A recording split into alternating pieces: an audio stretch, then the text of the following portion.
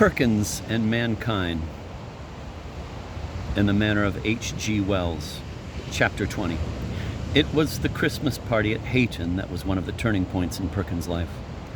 The Duchess had sent him a 3-page wire in the hyperbolical style of her class, conveying a vague impression that she and the Duke had arranged to commit suicide together if Perkins didn't, quote, chuck, end of quote, any previous engagement he had made.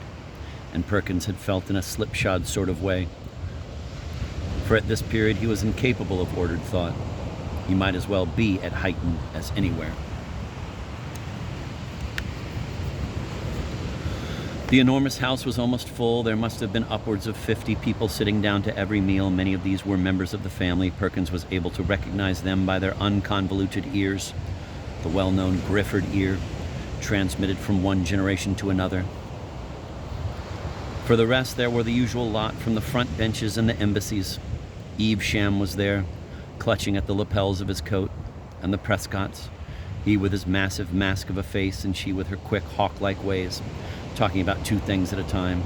Old Tommy Strickland with his monocle and his dropped G's, telling you what he had once said to Mr. Disraeli.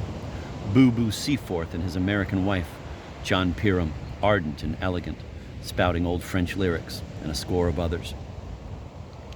Perkins had got used to them by now. He no longer wondered what they were up to, for he knew they were up to nothing whatever. He reflected while he was dressing for dinner on Christmas night how odd it was he had ever thought of using them. He might as well have hoped to use the Dresden shepherds and shepherdesses that grinned out in the last stages of refinement at him from the glazed cabinets in the drawing rooms, or the labor members themselves. True, there was Evesham. He had shown an exquisitely open mind about the whole thing. He had at once grasped the underlying principles, thrown out some amazingly luminous suggestions. Oh yes, Evesham was a statesman, right enough.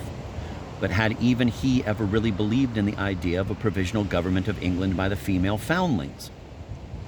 To Perkins, the whole thing had seemed so simple, so imminent, a thing that needed only a little general goodwill to bring it about. And now, suppose his bill had passed its second reading. Suppose it had become law. Would this poor old England be by way of functioning decently? After all, foundlings were sometimes naughty. What was the matter with the whole human race? He remembered again those words of Scraggson's that had had such a depressing effect on him at the Cambridge Union. Look here, you know, it's all a huge nasty mess, and we're trying to swab it up with a pocket handkerchief. Well, he'd given up trying to do that.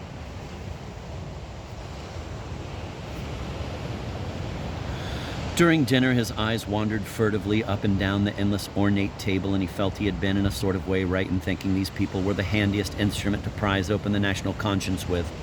The shining red faces of the men, the shining white necks and arms of the women, the fearless eyes, the general free and easiness and spaciousness, the look of late hours counteracted by fresh air and exercise and the best things to eat and drink. What mightn't be made of these people if they'd only submit? Perkins looked behind them at the solemn young footmen passing and repassing noiselessly in blue and white liveries. They had submitted, and it was just because they had been able to that they were no good. Damn, said Perkins under his breath. One of the big conifers from the park had been erected in the hall, and this, after dinner, was found to be all lighted up with electric bulbs and hung with packages and tissue paper. The Duchess stood, a bright, feral figure, distributing these packages to the guests. Perkins' name was called out in due course, and the package addressed to him was slipped into his hand. He retired with it into a corner. Inside the tissue paper was a small Morocco leather case. Inside that was a set of diamond and sapphire sleeve links, large ones. He stood looking at them, blinking a little. He supposed he must put them on, but something in him, some intractably tough bit of his old self, rose up protesting, frantically. If he couldn't use these people, at least they weren't going to use him. No, damn it, he said under his breath, and, thrusting the case into his pocket, slipped away unobserved. He flung himself into a chair in his bedroom and puffed a blast of air from his lungs. Let me repeat that, it wasn't a last blast. He flung himself into a chair in his bedroom and puffed a blast of air from his lungs. Yes, it had been a narrow escape. He knew that if he had put those beastly blue and white things on, he would have been a lost soul. You got to pull yourself together, do you hear? He said to himself. You've got to do a lot of clear, steady, merciless thinking. Now, tonight.